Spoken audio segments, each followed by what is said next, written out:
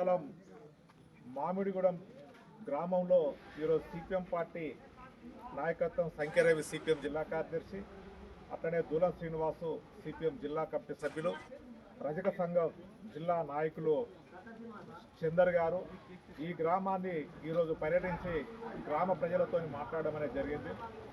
గత వారం రోజులుగా పత్రికల్లో ఈ గ్రామంలో విష జ్వరాలు వస్తున్నాయని చెప్పి పత్రికల్లో వార్తలు వచ్చినాయి.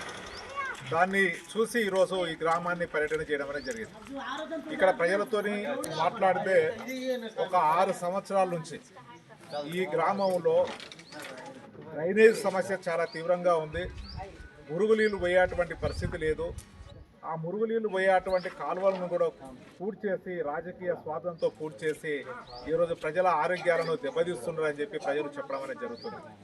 ఈ లైన్కు 2 వైపులా ఉండాల్సినటువంటి కాలువను మిషన్ భగీరథ పేరుతోని ఆ రోజు ఉన్నటువంటి సర్పంచ్, అప్పుడున్నటువంటి కాంట్రాక్టర్లు వాళ్ళ రాజకీయ స్వార్థం కోసం ఒక కాలువను పూర్తి చేసి అందులోనే మిషన్ భగీరథ పైపులు వేయడం అనేది జరిగింది. 2వ వైపు ఉన్నటువంటి కాలువలో కూడా నీళ్లు పోయేటువంటి పరిస్థితి లేదు. మొత్తం గత 5 సంవత్సరాల నుంచి ప్రజలు మా డ్రైనేజ్ సమస్యను పరిష్కరించండి, రోగాలు రొప్పులతో బాధపడుతున్నాం, ప్రజలు ఇబ్బంది పడుతున్నామని అధికారులకు విన్నవించినా కూడా అధికారులు పట్టించుకోలేదు.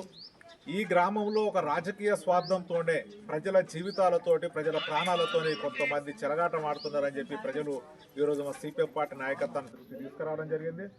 మిషన్ భగీరథ పైపు నీళ్లు రావడం లేదు.